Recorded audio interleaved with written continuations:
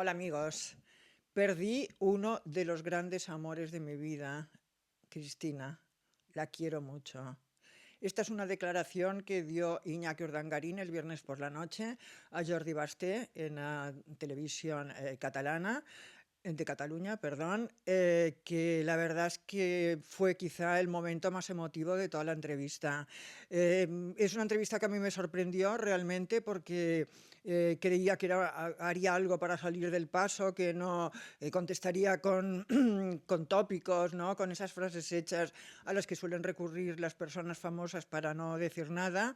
Y la verdad es que fue una entrevista muy sincera, habló sobre todo de su etapa en prisión. Él dijo que esa etapa había sido el corte tremendo de su vida, había sido una etapa horrorosa. Cuenta que cuando primero fueron 7 años de intentar buscar y intentar defenderse, y luego la sentencia esa demoledora. Dice: yo estaba comiendo en Ginebra con Cristina cuando nos llegó la sentencia, me llamó mi abogado y nos leyó la sentencia. Yo tenía 5 días para ingresar en prisión. Esa soledad tremenda que sufrió en una prisión de mujeres sin nadie con quien hablar. Dice: al final solamente hablaba con los funcionarios, me encariñé con ellos hasta el punto de que cuando se iban de vacaciones los echaba a faltar porque no tenía a nadie más con quien hablar. Tuvo visitas, realmente sí que dijo que había tenido visitas de la familia, de su familia. Dice: bueno, tuve todas las visitas que se podía tener, las tuve, porque no solamente de mi familia con Cristina, dijo mi propia familia con Cristina, sino también los Urdangarín, que somos muchos, o sea que en ningún momento habló de la familia real o de la familia de Cristina, o sea que no fue eso que se dice que ha ido la infanta Elena, que fue la infanta Elena incluso a verlo. Yo creo que no es cierto, porque realmente él ni siquiera lo mencionó.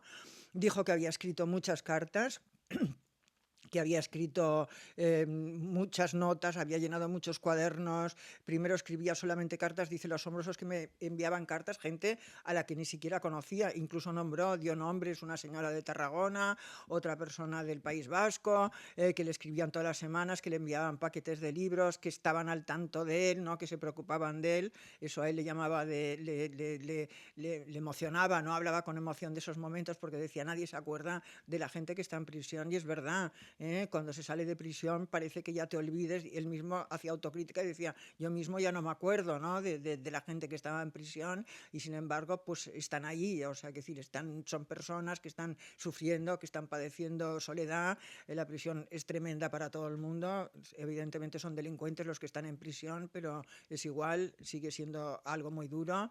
Y él explica que sobre todo los 3 primeros meses, dice: la sensación que tuve cuando se cerró la puerta, ¿no? Se cerró detrás de mí la puerta de la prisión, ¡plaf!, ¿no? Ese ruido, ¿no? Que es un portazo a toda su vida anterior, porque él dice que es eso, ¿no? Que eso le sirvió para romper absolutamente con toda su vida anterior. Los 3 primeros meses de prisión dice que estuvo muy mal. Dicen: no estuve a la altura de lo que se esperaba de mí. Tenía pensamientos negros, lloraba todas las noches. Fueron 3 meses hundido completamente, que no sabía cómo se podía salir. Dice: y poco a poco, bueno, empecé a pedir que me enviaran libros de psicología, libros de autoayuda. En ningún momento, no debe ser una persona religiosa, porque la verdad es que en ningún momento mencionó sus oraciones o Dios o lo que sea. Su mujer sí que es muy religiosa. Él en ningún momento habló de su fe, o sea que me supongo que no es religiosa. Y entonces dice que empezó a intentar salir poco a poco, sobre todo con el deporte. Dice que consiguió, después de muchas dificultades y muchas peticiones y muchas complicaciones, consiguió que le pusieran una bicicleta estática. Dice que hacía 2 horas de bicicleta estática todos los días, que si hacía buen tiempo la sacaba afuera y que si no lo hacía dentro. Leyó mucho, y sobre todo escribía, llenaba cuadernos, hacía notas. Dice: hacía resúmenes de los libros que leía, copiaba las cartas que yo había escrito, las copiaba en este cuaderno. Tengo muchos cuadernos, y con parte de estos cuadernos y luego una reescritura posterior, en el mes de febrero va a sacar sus memorias.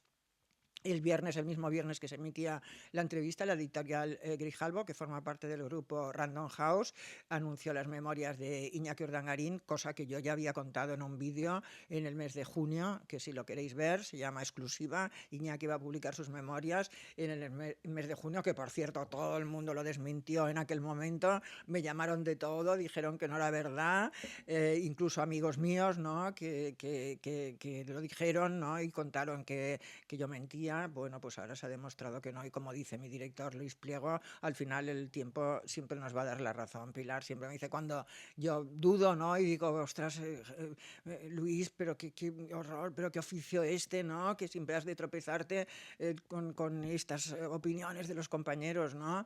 Y al final él siempre me dice, Pilar, que al final nos van a dar la razón. Bueno, la verdad es que la entrevista de Iñaki a mí me conmovió porque él contó eso, que la prisión había sido para él un antes y un después. Me dio la impresión, yo quise leer entre líneas, pero me dio la impresión de que toda su etapa anterior de sus hijos, ¿no? Excepto el cariño por Cristina, ¿no? Y sus hijos, toda la etapa anterior de su vida, él la daba por perdida, ¿no? Se reinventó, era un nuevo Iñaki, ¿no? Y con el viejo Iñaki es cuando tuvo que dejar incluso su matrimonio, se quedó su matrimonio en la cuneta, ese era el Iñaki, ¿no? Que quedaba atrás, y en ese quedar atrás pues también estaba su vida y su matrimonio con Cristina.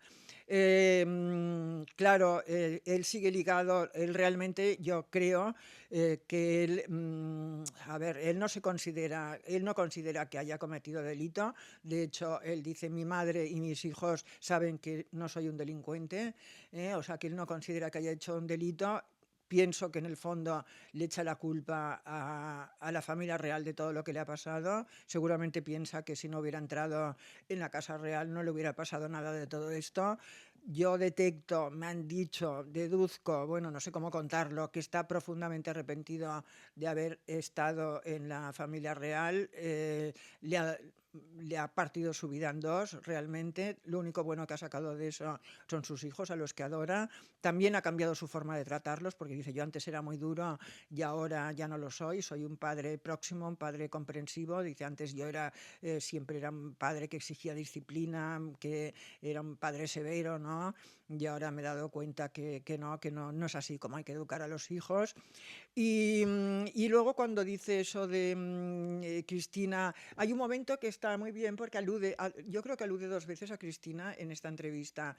Y la primera vez que habla de Cristina va a decir mi mujer, o va a decir la princesa, va a decir otra cosa, y luego él continúa y dice la Cristina. Es una entrevista hecha en catalán por Jordi Basté, una entrevista buenísima. Jordi Basté es un gran periodista y de verdad que ha hecho una entrevista intimista, una entrevista cálida, una entrevista compasiva, una entrevista en la que no hay halagos, no hay él pregunta por la prisión, pregunta por muchas cosas, y las cosas que no salen es porque yo quiero creer que ha habido un pacto antes de hacer la entrevista, de que hay temas muy delicados de los que no quiere hablar.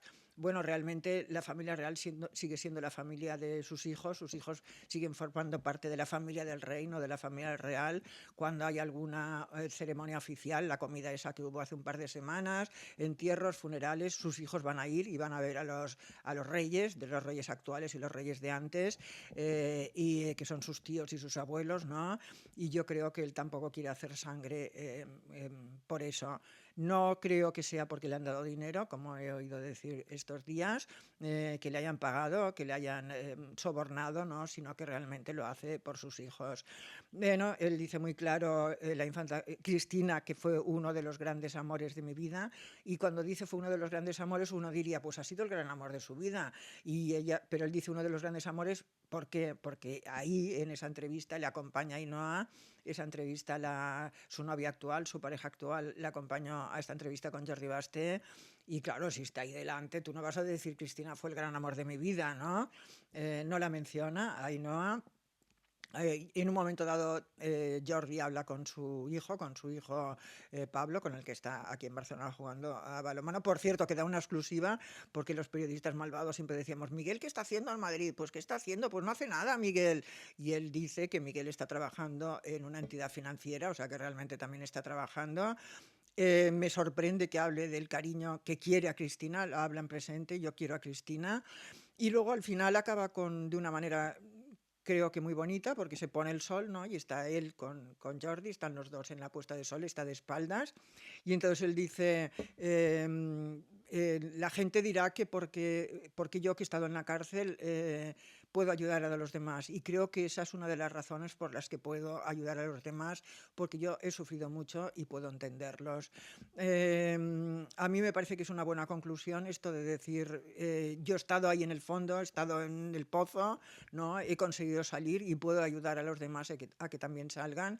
Creo que con el ejemplo, ¿no? Con su propio ejemplo puede ser incluso más efectivo, ¿no? De cara a cuidar y a elaborar este tipo de terapias, ¿no? Para ayudar a los demás, que creo que es lo que él se va a dedicar, ser coach o ser acompañante, bueno, no sé cómo se puede llamar esto, pero creo que está haciendo o montando una empresa de este estilo aquí en Barcelona.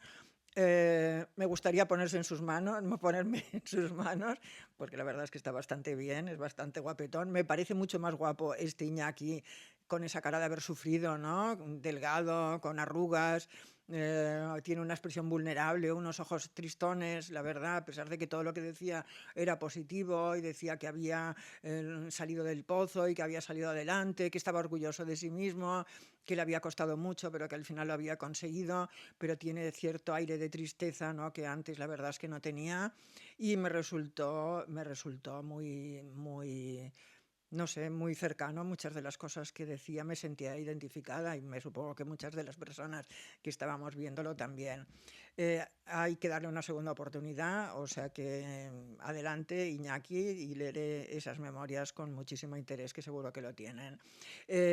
La gente lo ha criticado mucho, ha dicho que todo esto era cuento, que lo que quería era vender su empresita, pero yo creo es la primera vez que alguien que ha sido miembro de la familia real tan cercana, ¿no? Ha sido cuñado del rey, ha estado en la familia real durante muchos años, ha concedido una entrevista tan directa, abriéndose de esta manera, ¿no? Contando sus sentimientos de esta manera, no contestando cuatro cosillas ahí para salir del paso, sino hablando sinceramente. Y bueno, Cristina, que te has perdido una gran persona, la verdad. No me extraña que no hayas rehecho tu vida, porque bueno, yo creo que sigues enamorada de este hombre tan especial, ¿no? Que yo considero tan especial. Bueno, os parecerá ahora, yo sé que me vais a criticar, que me vais a escribir mensajes diciéndome que qué me ha pasado, que me ha pasado. Pues bueno, yo creo que bueno, todo el mundo tiene derecho a una segunda oportunidad, y a una tercera, y a una cuarta, y a una quinta, ¿no?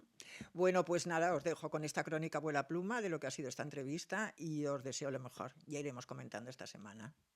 Os quiero.